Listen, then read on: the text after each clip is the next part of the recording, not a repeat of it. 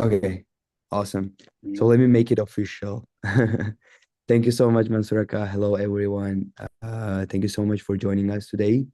We're welcoming Mansuraka Kushnazarov, who is Correct. currently a PhD student at HKU and also a full-time designer at HKUST, Hong Kong University of Science and Technology. Thank you very much for your dedication and for your time. We are here to interview or like to discuss the current like stuff, what's Mansuraka doing in Hong Kong. Yeah, thank you so much, and thank you very much for the participants who are joining us from all over the world. Thanks for inviting me, Saldor. Yeah, pleasure is all mine. Yeah, I would love to answer some of the questions you and others might have about studying opportunities in Hong Kong or even in China. Mm. Yeah, Awesome, awesome. hopefully, yeah, the audience will pick up some useful information. Uh, Yeah, we'll absolutely. see. Yeah, Mansuraka, this like first question, we everyone will ask like who is Mansurbek Kushnazarov? Mm, yeah, it's a good question. Um, I am a senior learning designer or instructional designer, an education and technologist at the Hong Kong University of Science and Technologies at the moment. Mm-hmm. At the same time, I am doing my PhD studies uh, at the University of Hong Kong, Mm-hmm. which is also called HKU. Yeah. Briefly about my job as a learning designer. So, as a learning designer, I work closely with academic and teaching staff over at the university in order to help them with coming up with pedagogical strategies and technologies to properly deliver the learning outcomes and objectives of the course that they teach and as part of the undergraduate curriculum. Mm-hmm. And I'm doing my PhD in learning design as well, and learning design plus learning analytics and generative AI. So my goal is to help teachers make better use of learning design principles and learning analytics tools with the help of generative AI as a way to sort of help students achieve learning outcomes of the courses that they're taking. Yeah, I refer a lot to research, uh, evidence-based methods in order to inform the course design practices of all these teachers that I work with, and I also ask them to make use of other evidence-based methods such as learning analytics data to sort of look at their course design elements and find out more about how much students are engaging with these course materials, how much they're getting involved in the learning activities. Um, to this kind of data helps them find out about these kinds of elements of their course design. Um, from there, teachers can pick up on what they would like to keep, improve, or remove and in their curriculum, in their course design. And I also uh, know a little bit about how to use generative AI for educational purposes. So teachers come to me asking me questions about how to make use of generative AI and generative AI tools, platforms, and whatnot in order to deliver meaningful learning experiences for their students. So, and that's when I come and work with these teachers one by one or as a group to find solutions to these kinds of in-class teaching issues or overall course design issues. Uh, yeah, and that's where my research lies as well.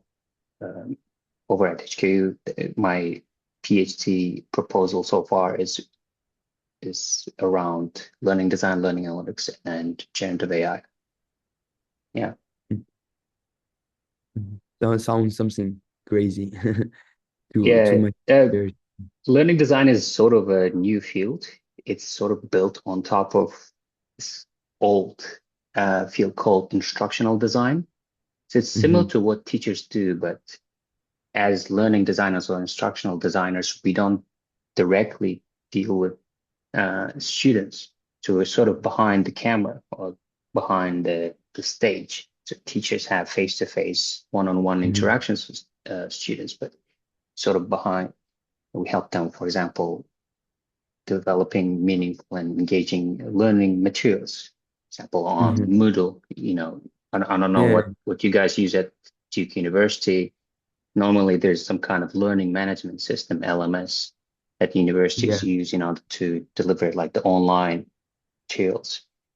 So instead of just PDFs and Word documents, I help teachers develop some more engaging uh, learning materials like interesting videos, interesting Mm. applications, or even games that will sort of help students engage more with the course content instead of just passively receiving it.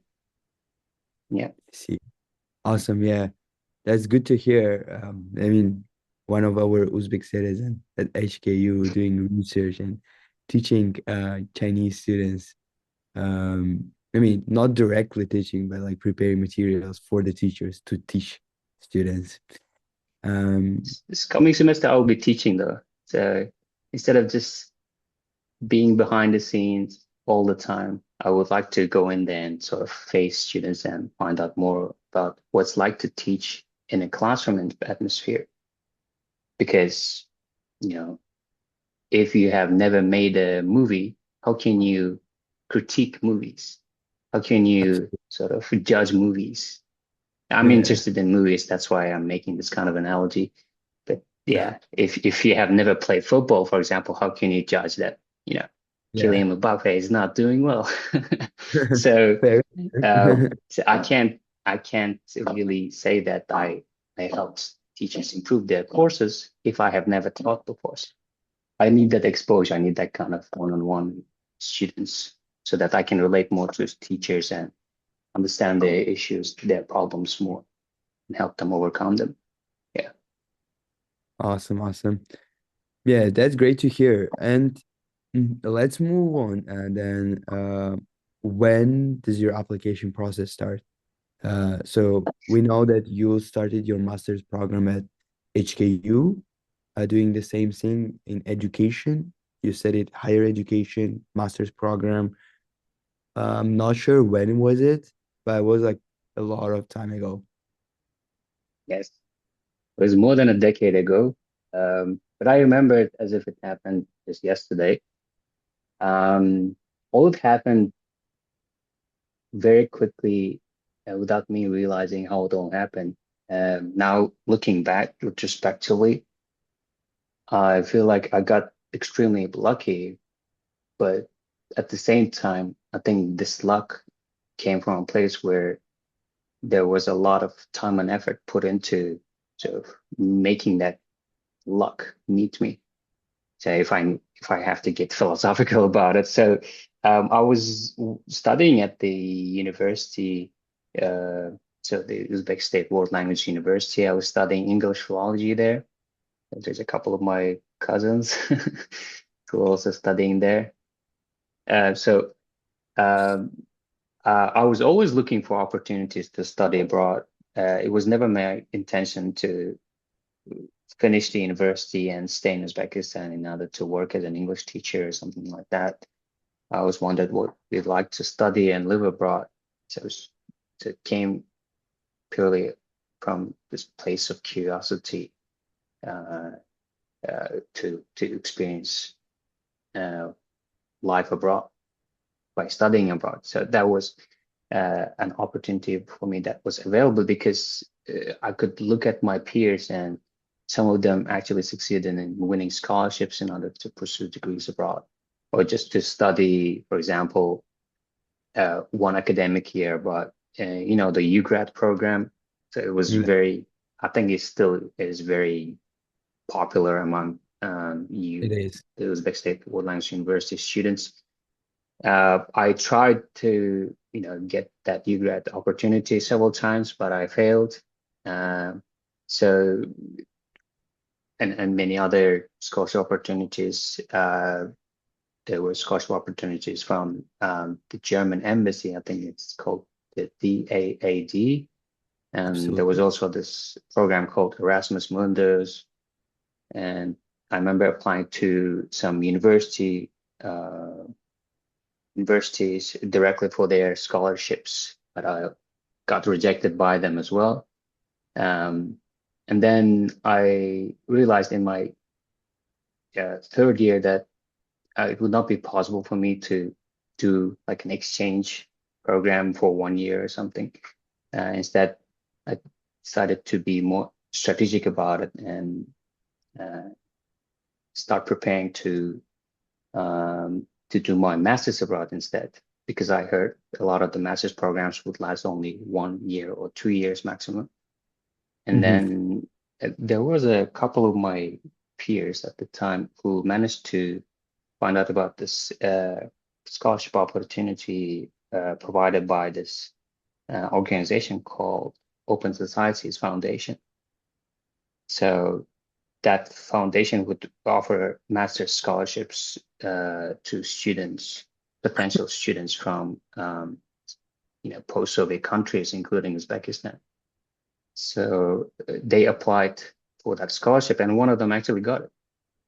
The year we graduated, that's 2013.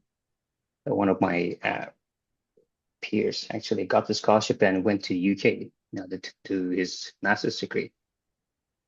I got inspired by that. That year I also applied, but I didn't succeed. I got that beautiful email that starts with, "We regret to inform you," right? You know, when you're that young, that kind of email always, punches you in the gut. To put it simply, it's not easy to take it. So anyway, I got used to that at that point because I received so many of those emails. And the following year, I didn't give up. I worked in Tashkent for 1 more year. I taught English. And in the meantime, I was applying for other scholarships. And um, I applied for that scholarship again the following year. So the requirement was that I would have to apply to the participating universities first, got an admission, and then I would technically qualify for the scholarship. I actually applied to 3 universities. So HKU was one of them. The other two were, I think those were University of Glasgow and Columbia University. I got rejected by those two, but HKU didn't admitted me. And then I was just waiting for the scholarship organization to inform me about my application results. But unfortunately, they also said no. So it was a bit too emotional for me at the time.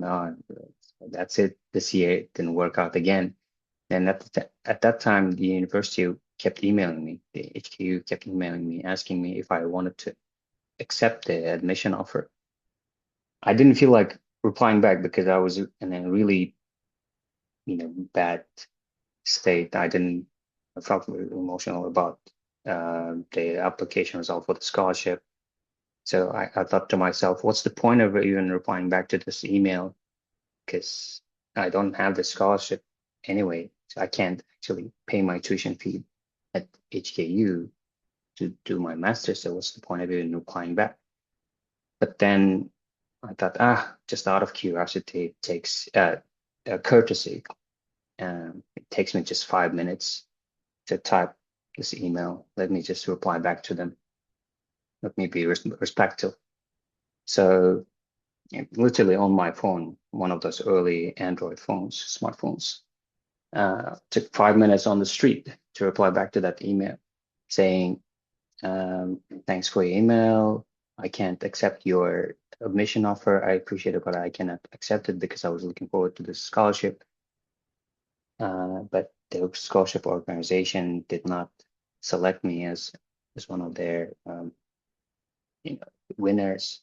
So I will probably have to uh, withdraw my application.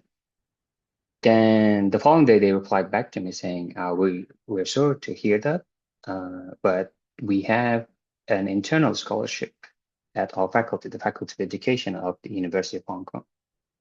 So, and you meet the criteria. Would you like to apply for it?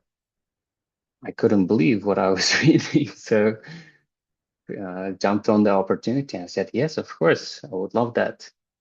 And I basically had to submit, as part of the application for that scholarship, I basically had to submit everything that I submitted for the other scholarship. And that was it.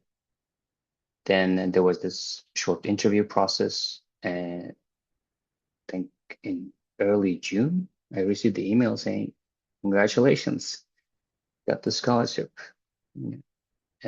Yeah, got the scholarship, and it was just the tuition fee first. They said they would cover the tuition fee first, and there was the second part of the scholarship that would uh, provide me with the amount of money for my living expenses for 1 year in Hong Kong. I waited for that for 15 days, and then voila, I got another email from HKU saying again, congratulations. So I got both. And that's how I went to Hong Kong. So that's how the window of opportunity opened up for me. And so I felt like I got extremely lucky, but at the same time, looking back now, I think it was all because I kept trying. I didn't give up. Kept trying to get admitted to win scholarships here or there. I got rejected several times. Put in the effort and time, and then in the last minute, that 5 minutes that I spent replying back to that email paid back big time. And that's how I ended up in Hong Kong. And that's when I realized, only when I arrived in Hong Kong did I realize that the University of Hong Kong, where I was going to do my master's, was one of the top universities in the world, like in top 15, top 20 in Times Higher Education rankings or like QS rankings. I didn't know that. Honestly speaking, I wasn't paying attention to the rankings of the universities that I was applying to. So I got positively surprised by the fact that I was actually stopped studying at one of the top universities. Yeah, and Yeah. then I studied here at HKU for 1 year. It was challenging, of course. There's a yawning gap between the type of education you receive in Uzbekistan and what these guys have over here. Here, yeah, all the universities are publicly funded, but the government actually gives all these universities a very huge amount of money because they have huge research output. A lot of these, especially the University of Hong Kong, the first university in Hong Kong ever built, and it's well known. It has the brightest and the best academics from all the world working at all its departments. The Faculty of Education of the University of Hong Kong is even higher in terms of rankings. I think it's always in top 5, if not top 10, according to these rankings. Yeah, and then there are university rankings, and then there are also Yeah. specific Subject. fields like education, engineering, science, whatnot. Yeah, I think Yeah. that the Faculty of Education ranks even higher than the university overall. That's how the opportunity came to me, and I took it. And that was a life-changing experience. Those 5 minutes, I think I made the right decision to reply back to the email, and that's how my life changed, upside down in a good way. And then after the university, they didn't have the scholarship organization here, the Faculty of Education. They didn't have any kind of requirement or some kind of what is it called? They didn't ask me to stay to go back to Uzbekistan Hmm. and work there for 2, 3 years. Um, I'm saying this because I know that some other scholarship organizers do that. For example, if you, I got a buddy of mine who went to the UK to do his master's because he won the Chevening scholarship, and Chevening scholarship winners are required to go back to their home countries. And work. They can't, yeah, and there are other similar requirements Yeah, by a lot of. other scholarship providers. Yeah, but this one did not have that kind of requirement. I thought they had this kind of requirement, so I was sort of preparing to leave Hong Kong after that master's program, I, but then when I asked them about these kinds of requirements, they said, "Oh, we don't know what you're talking about. You may stay here and work." In fact, they actually had um, an easier opportunity.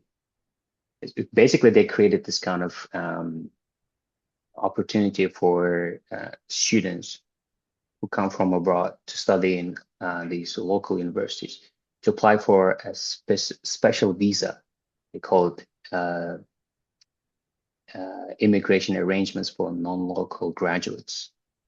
So it's like an employment visa, but you can get it without holding a job offer in Hong Kong, as long as you have graduated from one of the local universities. So you can apply for that visa immediately after you graduate, and they give you 1 year. So the first time you receive the visa, you receive it for 1 year, and you can spend that 1 year in Hong Kong to look for an opportunity to start your career, to look for a job, basically. I already had a job at the time. And there was a professor at HKU who was looking for a research assistant, and happened to meet his requirements. And I started working as a research assistant before I actually officially finished my master's program. And then I started working for him and applied for an employment visa. Later on, I switched to this special visa that would create more flexibility for me. Yeah, after that, I kept renewing it because I got contract extensions from my employees, and eventually, in Hong Kong, in 7 years, you get permanent residency. That is Mhm. the right to live and work here without a visa. So I met the requirement and got my permanent residency here. They give you this kind of ID I card, similar to our ID card in Uzbekistan. yeah. But it says permanent, so you don't need a visa. So yeah, that's my story. Ever since I've been working at universities, so I've worked at 2 universities in Hong Kong. So the first one being HKU, that's where I started working, that's where I started studying. I worked there 4 years overall after my graduation. Then I found a better opportunity over at HKUST, the university where I'm working right now. Um, that's and I moved to this university. But the working environment is more or less the same. Hong Kong is a small context. It's just a city, and everybody knows each other basically. And there's only a handful of universities, publicly funded universities. And if you work as an instructional designer or an education technologist at one university, people who do the same thing at other universities in Hong Kong, they already know you and you already know them because there are a lot of events like symposiums, conferences, and other types of professional events where you meet each other, we exchange ideas. Sometimes we collaborate on some meaningful cross-institutional projects. Yeah, it's a very small context, and it's easy for you to progress your career at another university. I have other colleagues who have done the same. So they not even just two, like 3 or 4 universities. They have already worked at 3 or 4 universities. And sometimes they rotate it. So they start at one Mhm. university, they go to another university and another university. They get promoted, and then they come back to the university where they started, but they're at a higher position. Yeah. Yeah. And the reason why I'm doing PhD is because I like the idea of being in the academia Mhm. and working as a researcher, as a scholar. like doing research. I enjoy it. Um, and yeah, this is why I decided to finally, because at first, when I was finishing my master's, my master's supervisor actually asked me if I wanted to continue my studies, uh, with a PhD. But I was not sure. I was young. Even though I just finished my master's and I learned a lot, I was not sure if I wanted to stay in academia. So there was that kind of hesitation or uncertainty. I was feeling more and more lost in terms of how to continue with my career. So it's very Mhm. important before you do a PhD. It's very important for you to have the confidence, and this is the way, this is the career path for you to take. Because you don't just do. It's not like doing an undergraduate program or a master's program where you take courses and you learn something. And most of the time, teachers sort of guide you. But doing a PhD is something completely different. It's more like choosing a Independent. career track. Yeah, it's you, you have to be self-initiated all the time. The teachers can't spoon feed you and guide you all the time. And you have to aim to stay in the academia. If you aim to be in the private sector and work for a governmental organization or a private company, then there's no much point in pursuing a PhD degree. PhD is for those who would like to be scholars and work in a university or some kind of research institution as an academic. Uh, yeah, who actually enjoy doing research. For a lot of people, doing research is not something interesting. Uh, you know, it's Yeah. seems boring to a lot of people. Dealing with numbers, reading academic papers, reviewing them, uh, finding it interesting. It's really challenging. So I've experienced those moments where, yeah, reading one academic journal paper after another, um, looking at how lengthy they are and how Yeah. much complex language they use. So I had my moments where I was not sure. So that's why I hesitated in 2015 when I finished my master's. That's why it took me so long to actually finally realize that, right, this is it. I actually enjoy being in academia. So this is my field, and then this is where I would like to stay, have my build my entire career around this. Wow. That's great to hear. That's fantastic. Those 5 minutes, which eventually made your life in Hong Kong, those emails you sent and those letters you got from the HKU is quite fascinating. And the thing is about the research, this is so true. During the time when I was doing my signature work, like diploma rabota, we did the same thing. Those research papers, articles, 50, 60 pages, those citations, those complex words in CS, yeah, they are so boring. I mean, sometimes you feel interesting just to reading the abstract, but the end is something like, you know, you feel like you don't need it in the future. Um, yeah, but I really appreciate that you want to do and you want to stay in academia. This is very challenging, but at the end, it's very rewarding. I hope I will see you next Nobel Prize here. Mansurbek will be next Nobel Prize winner. Yeah, Yeah, and it was a very long shot. Very yeah. appreciate it. Thank you. And like for me, it's very interesting how you came in education system, like education sector. How did you realize that education system or education field is your field? I mean, we all know that education is some teaching, or like, guiding students, or like, as a globe study, helping students to apply to colleges. This is also an education field. But for you, education is something different. For you, it's like research, analyzing, and like, in another way, not teaching, but academically. Yeah. How is it though? Yeah. Well, these are the things that I've come to realize later on. And, education is not only about acquiring education or teaching or learning. Yeah. It's also about doing research. Educational institutions are places where knowledge and expertise are created.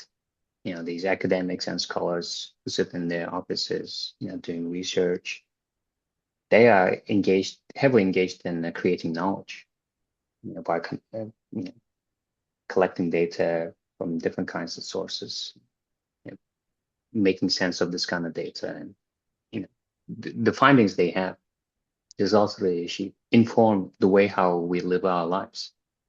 For example, if you're in computer science, uh, you know, this generative AI thing that's changing our lives, transforming our lives. It's all based on research.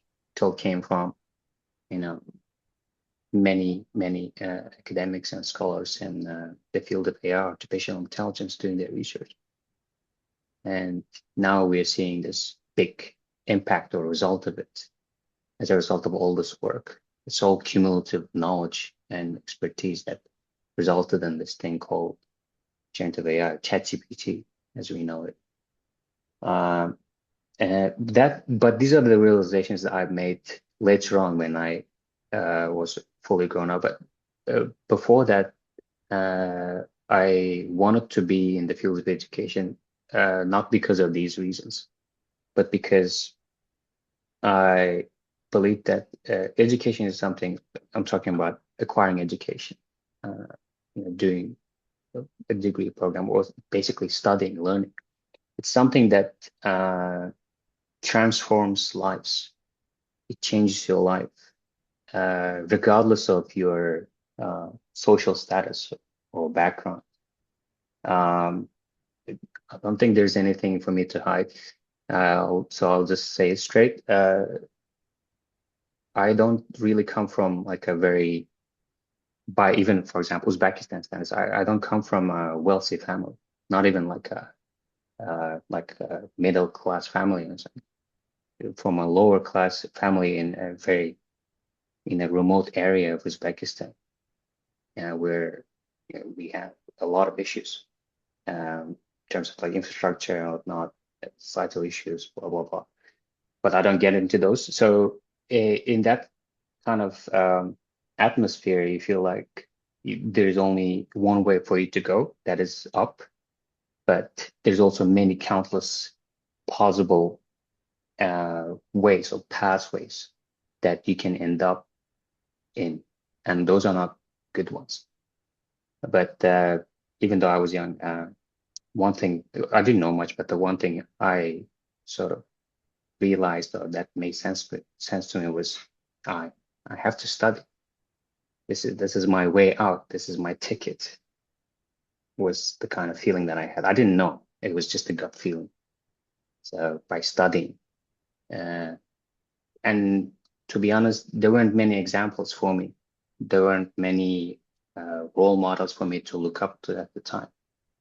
You see role models on TV, on movies, but they're not there with you. So their level of impact on you, their level of influence is not that high.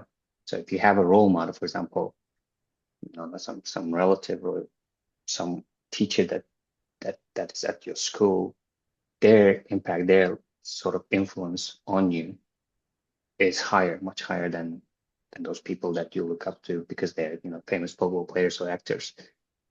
Uh, so because of that realization, and because I wanted to sort of uh, change my life, basically, because I believe that there's more out there. So if you put in effort, if you work hard, it pays back in the end.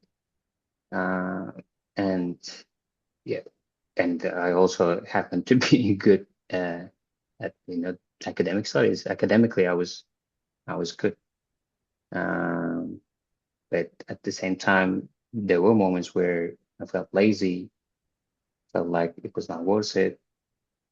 um, studying, getting admitted to a university in Uzbekistan.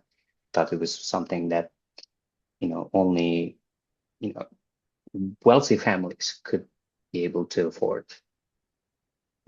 Back then, not everything was decided because you were academically excellent, but also because you had contacts or you had means, monetary means, to get access to these, channels of education.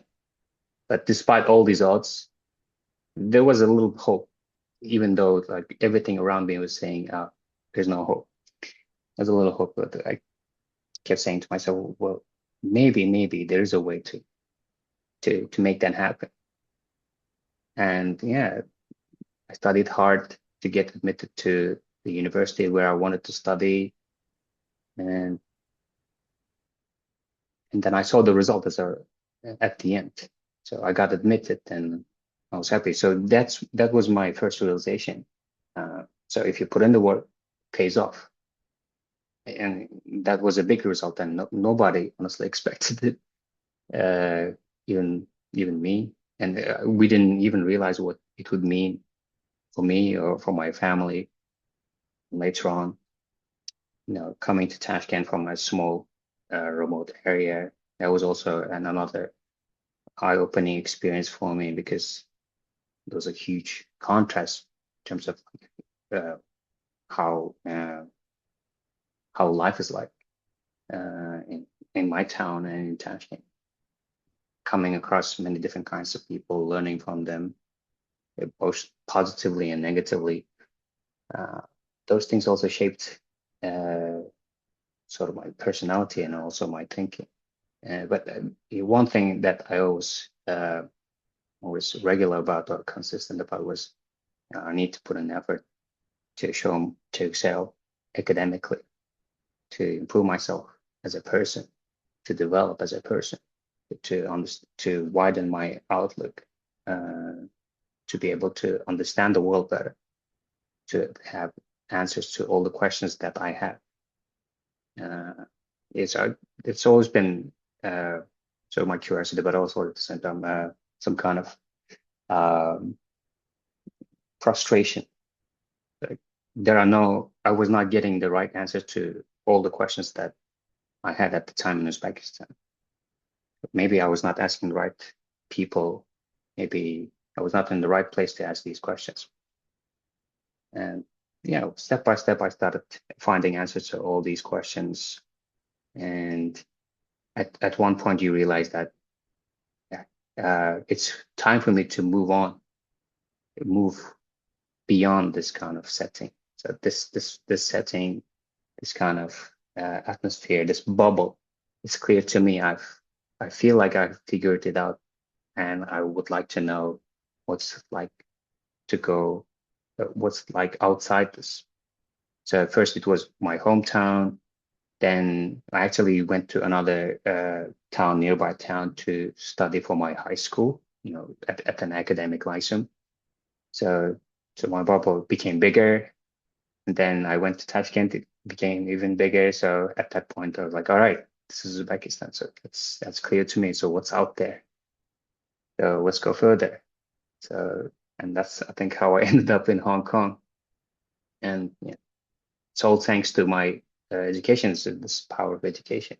And of course, my understanding of education right now is not the same as how I visioned it when I was a kid. So that's why education, I guess. It's a very long answer.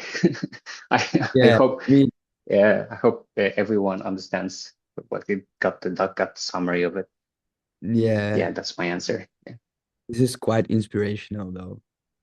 Hearing this story from a small town, until being at HKU and teaching at HQSD is a very long but a rewarding journey, I hope. And yeah, and okay, let's move on to the period when you started your education at HKU and when you landed first time to your new country, new place, new like study atmosphere, as you mentioned before, and new like academic power, how you saw it? Like, how was your first expression, like impressions? I mean, like it was like 10 years ago. I hope you like, you remember some part of it, which you can share with us. So we'll also like, get some insights on it and or like learn on the mistakes so we better focus on it. Sure, sure. No, it's not difficult for me to remember those moments because, I mean, how can you forget the first time you went abroad and started your academic journey there? Mhm.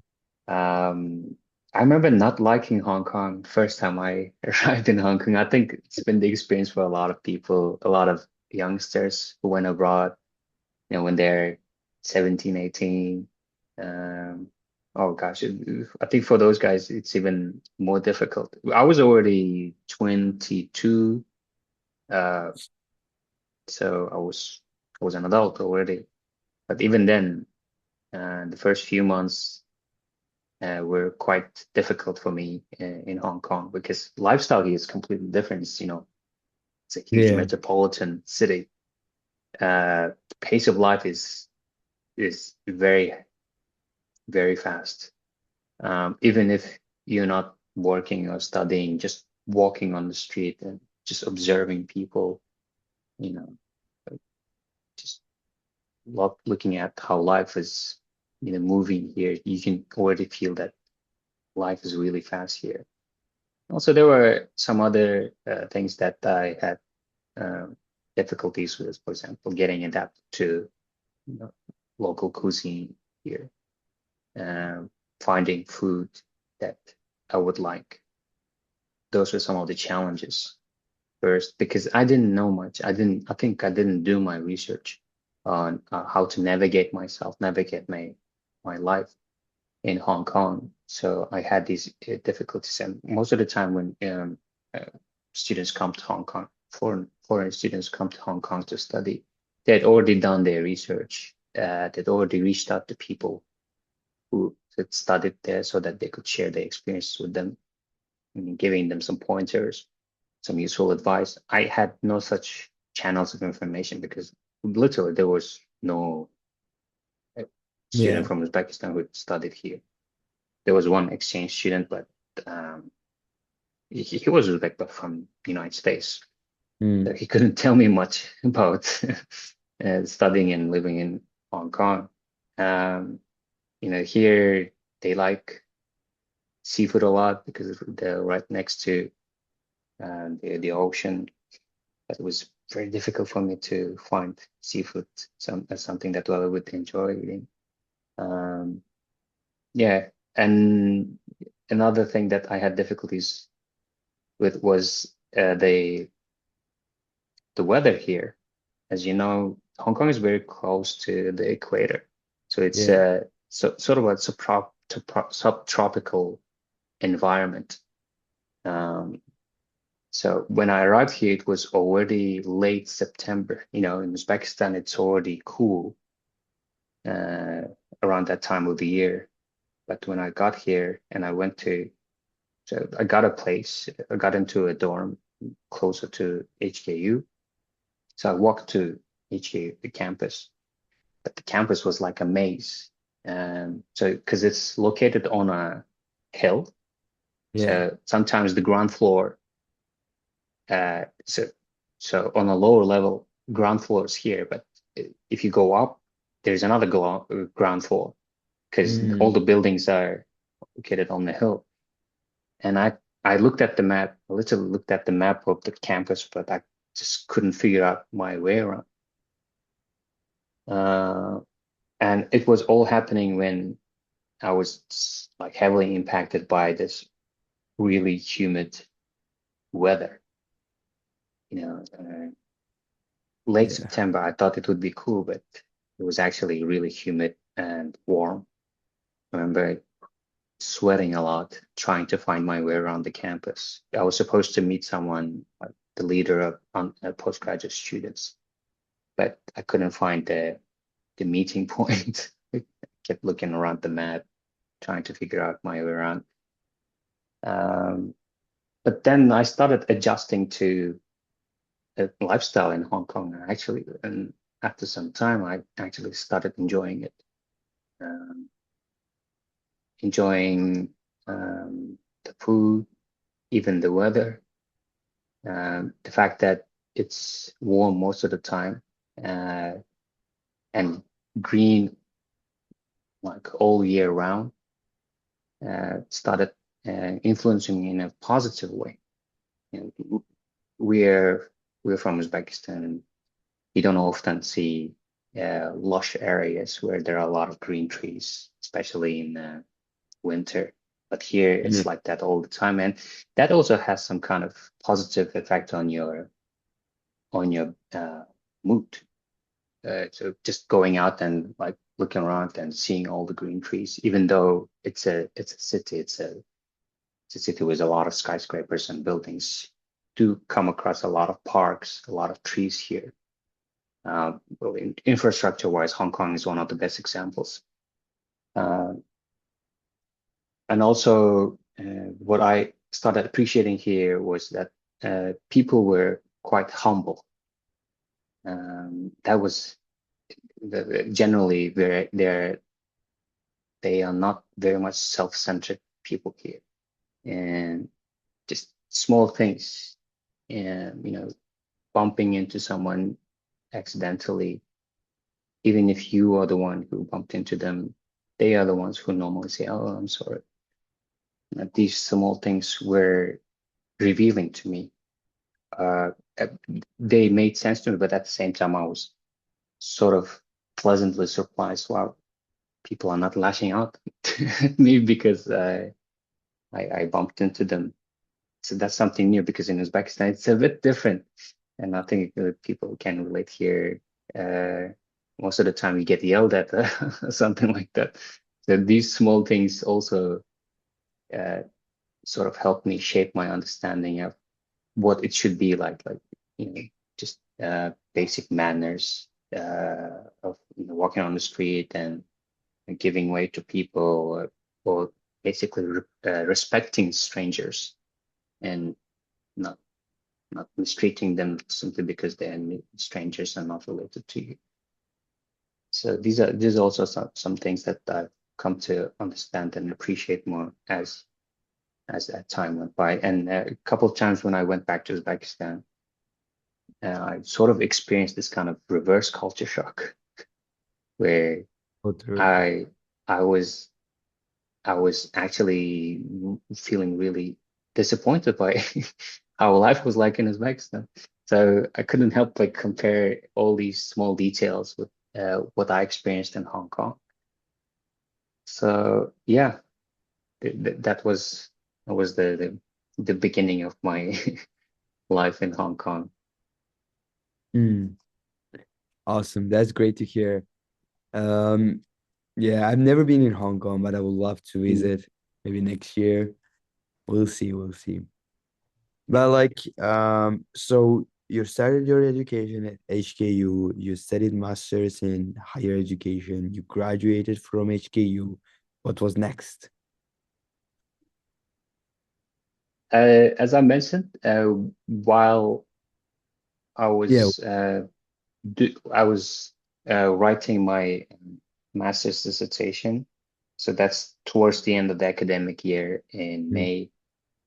I'd finished all my coursework requirement. I'd taken all the courses I was supposed to. I finished them all, and there was only the master's dissertation left. And I also was looking for job opportunities at the time.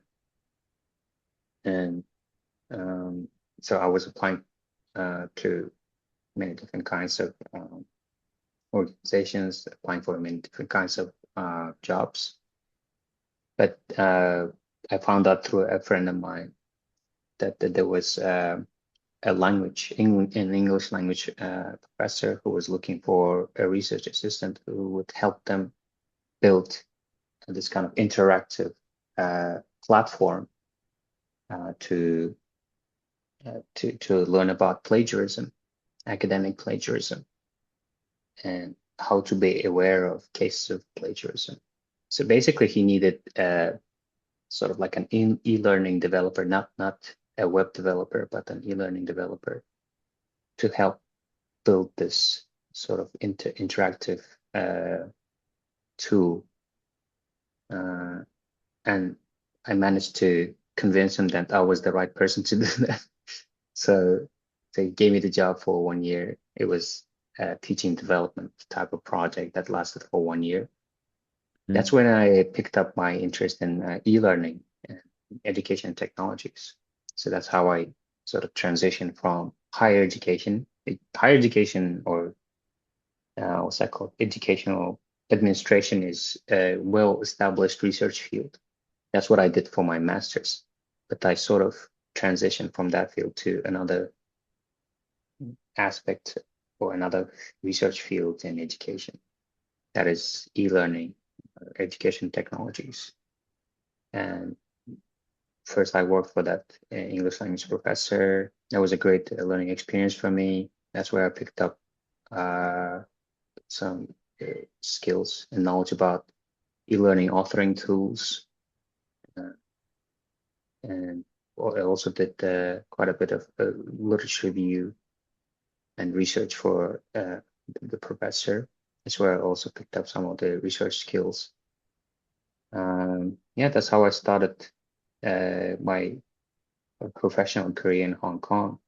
And after that, I had to go back to Uzbekistan for 1 year, but I came back to start again working as an instructional designer here.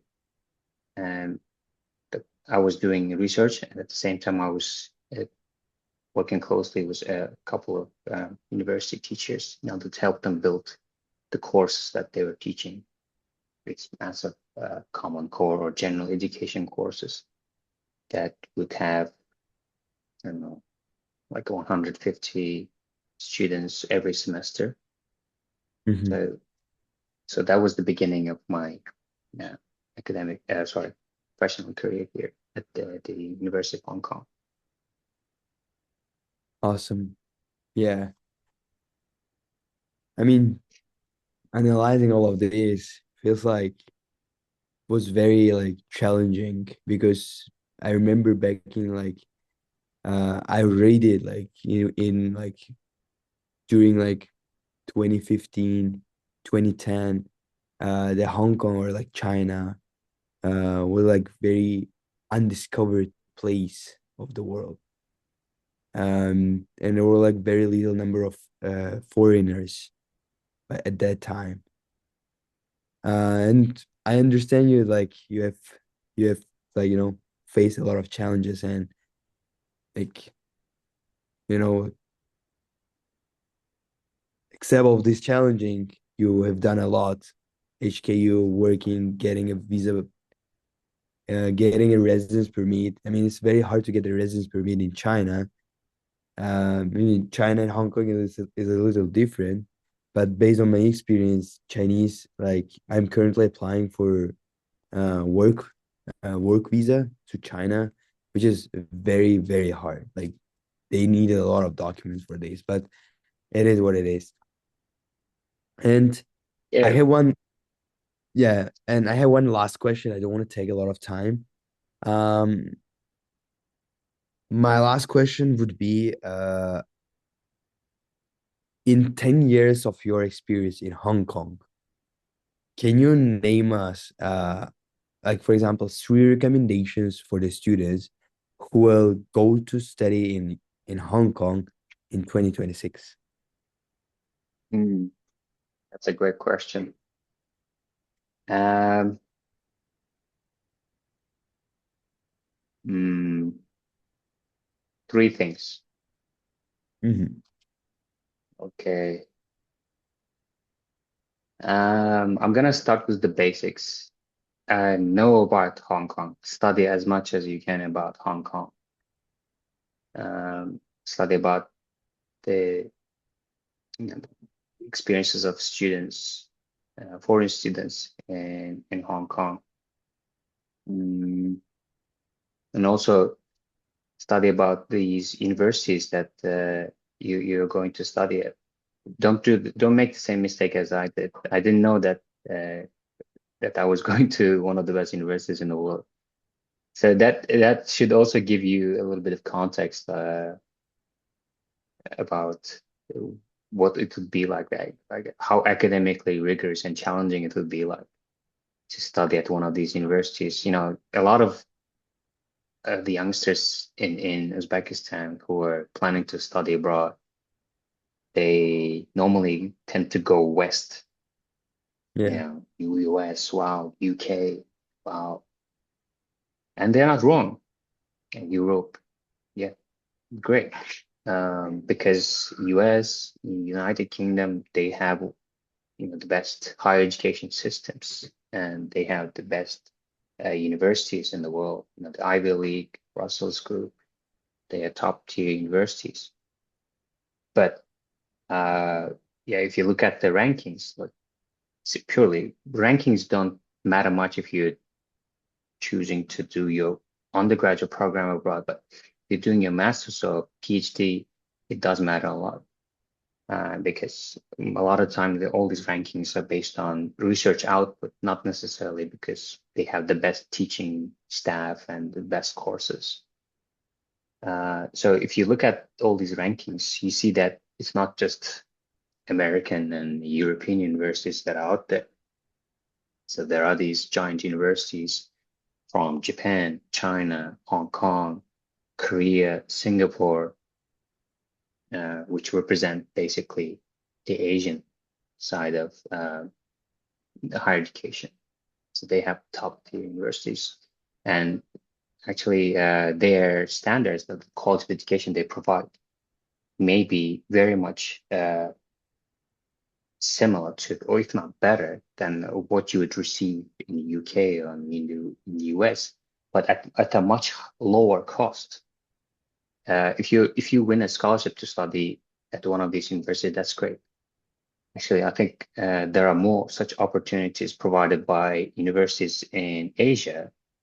So Hong Kong universities are very generous in terms of providing scholarships to foreigners, but essentially it's sort of an unknown place for them. So just now that Kazakh and Uzbek students start coming to Hong Kong, they've just discovered it, and there's this opportunity right now. But if you go west, Europe, America, there's a lot of competition, and honestly, they seem like they're looking at their immigration policies, feel like they're not really welcoming.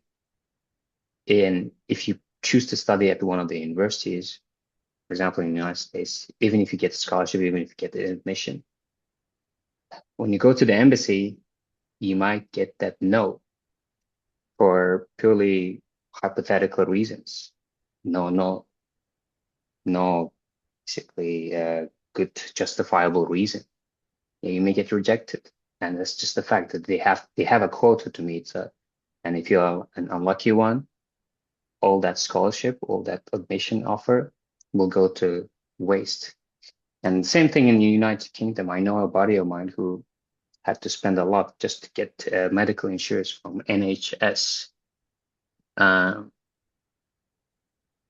and that was a requirement that he had to pay the medical insurance fee, which is a huge amount of money. I'm not going to say how much it is, but huge amount of money just for him to get this student visa. But in Asia, I'm not sure about China, but Hong Kong, Japan, Korea, Singapore, they are much more lenient, as in they give you more opportunities. Like I mentioned, this special visa if you want to pursue your career uh, in Hong Kong. That's a great opportunity, and it's a good incentive. It's actually a strategic type of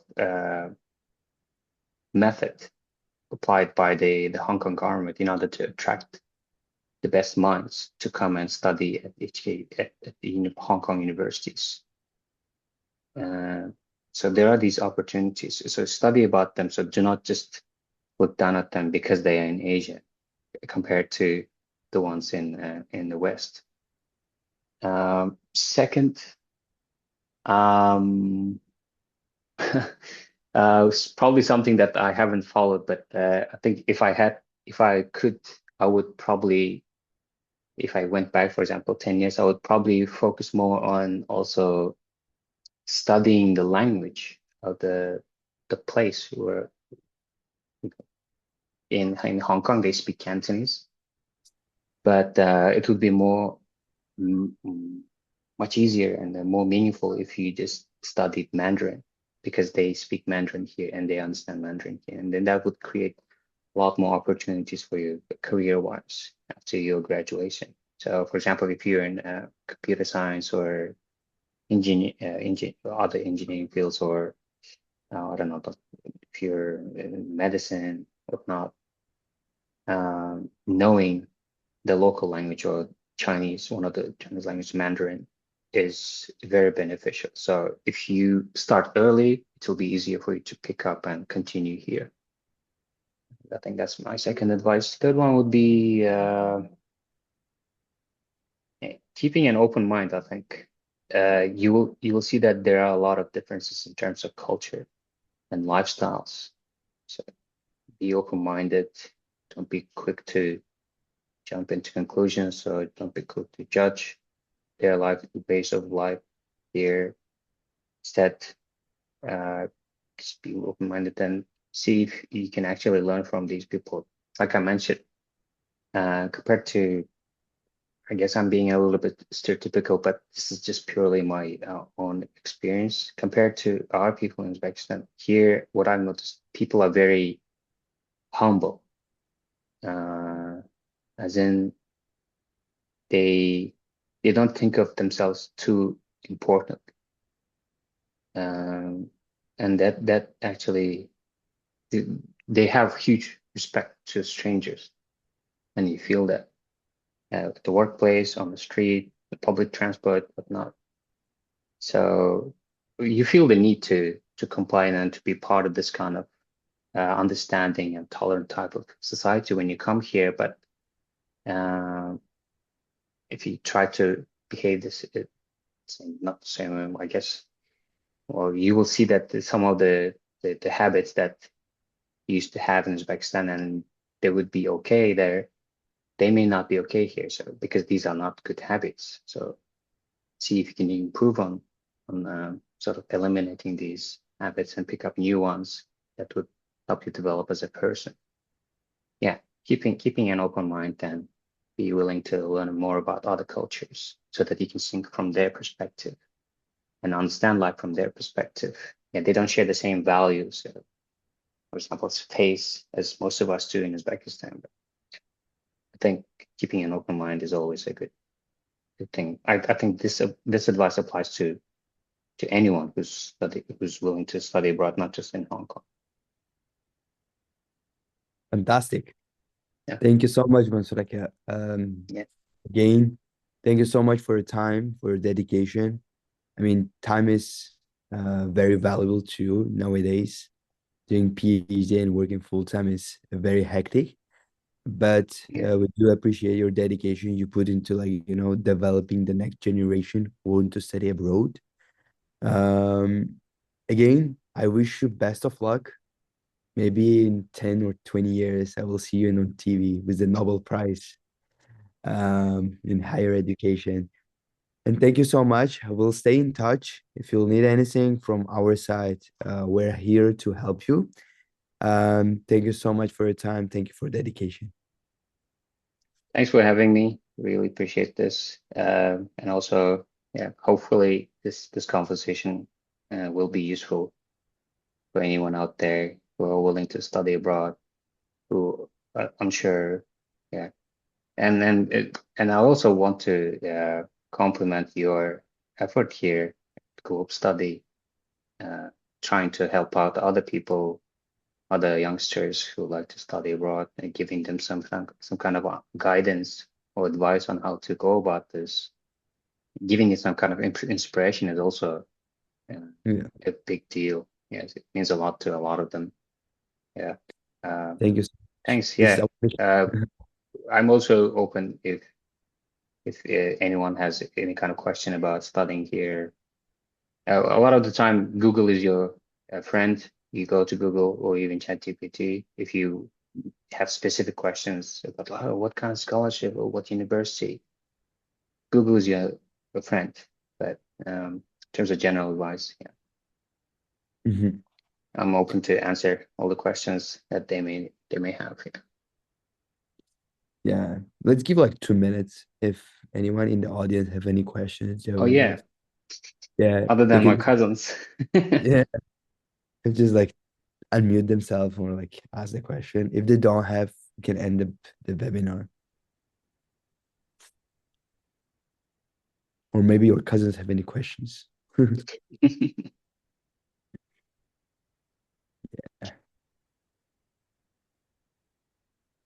Any questions? I don't Uh, think This there. is this Yeah. is like one of my PhD classes. Can you believe that even PhD students do that? You Oh, have any really? questions? The professor asks, and everyone is silent. Most of the time, it's me raising my hand, speaking out, asking them questions, giving them a hard time. What is this? What is that? I- Curiosity is the key. Absolutely. Right. Yeah. Okay. If there is no question, again, thank you so much, Mansurbek. Yeah, we can end up the webinar here. Thank you. I'll see you Yeah. soon. All right. Have a nice day. Bye.